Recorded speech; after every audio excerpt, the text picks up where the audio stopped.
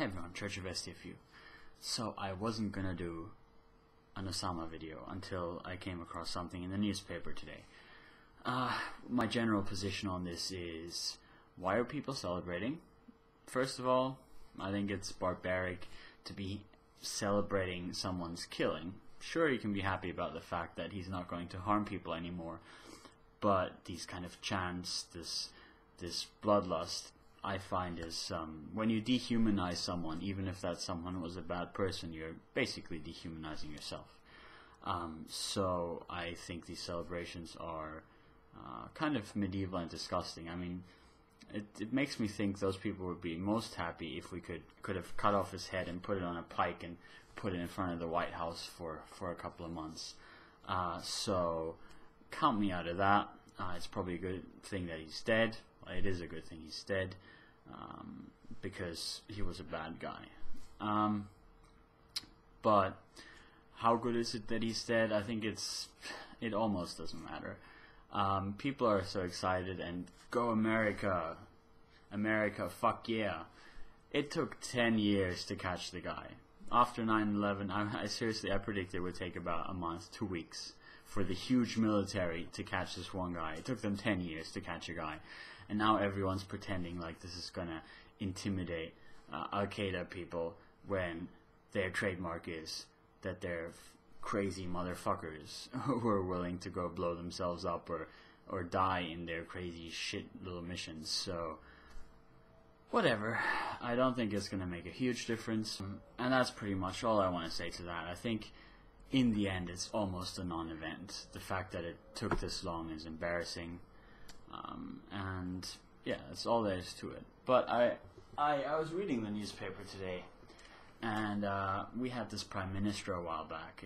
He got kicked out in 2007. He was with the Liberal Party, which here is the Conservative Party. Go figure. So you can imagine I don't really like him much. His name's John Howard.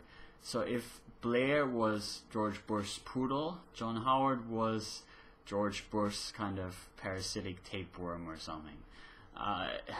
In my opinion, he is one of the vilest creatures walking the earth. But he made this statement, and I'm just going to read part of it. At least now, the ultimate mastermind of both those outrages has been brought to the ultimate justice. Osama bin Laden has been brought to the ultimate justice. This from a former leader of a country that is based on laws, where there's such a thing as due process.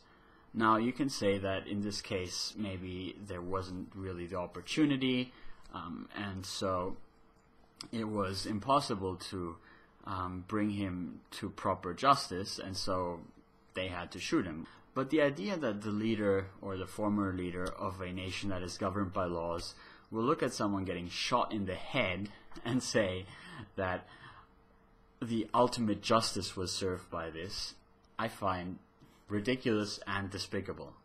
It doesn't matter who it was that got shot in the head. It doesn't matter if that was the most vile person on earth.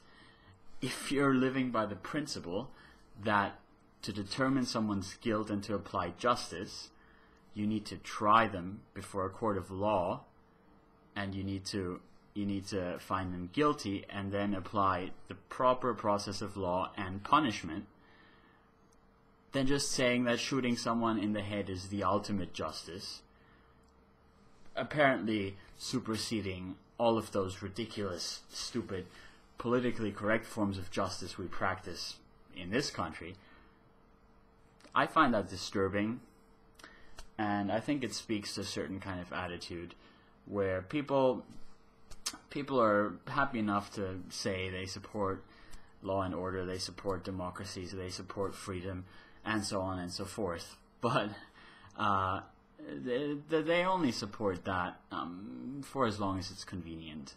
Really, if they had their way, they would be going with a more ultimate form of justice. Oh, John Howard, how glad I am that you're no longer our Prime Minister, even if our current Prime Minister is also quite terrible. I'll see you guys all later. Have a good night.